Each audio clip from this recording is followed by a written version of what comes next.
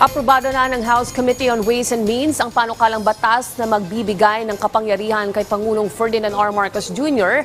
na pansamantalang suspendihin o bawasan ng fuel excise tax. Yan ang report ni Vel Custodio. Aprobado na ng House Committee on Ways and Means ang panukalang batas na magbibigay ng kapangyarihan kay Pangulong Ferdinand R. Marcos Jr. na suspendihin o tapyasan ng excise tax sa produktong petrolyo kapag may pambansa o pandaigdigang krisis na nagdudulot ng biglaang pagtaas ng presyo ng langis. Layunin ng panukala na maprotektahan ang mga Pilipino laban sa epekto ng mataas na presyo ng langis, lalo na sa gitna ng tumitinding tensyon sa Middle East. 6 na piso kada litro ang mababawas sa diesel habang 10 piso kada litro naman ang mababawas sa unleaded.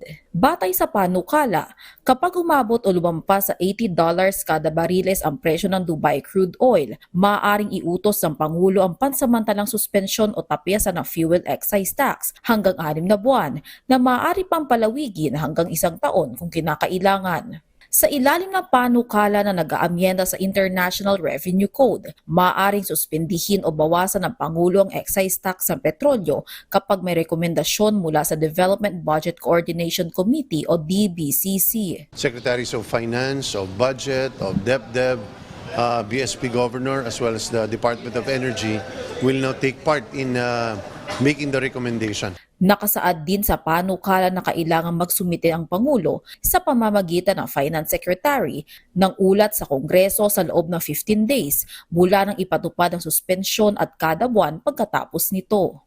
Kailangang ilahad sa ulat ang batayan ng desisyon, ang tinatayang revenue loss o mawawalang kita ng pamahalaan, ang inaasahang epekto nito sa inflation, presyo ng fuel at aktibidad ng ekonomiya. Sabi ng mga oil companies kanina is that paano yun? Meron kami mga inventory na nakapagbayad na kami ng excise tax. Kami ba i-reimburse o ibabalik ba sa amin yun?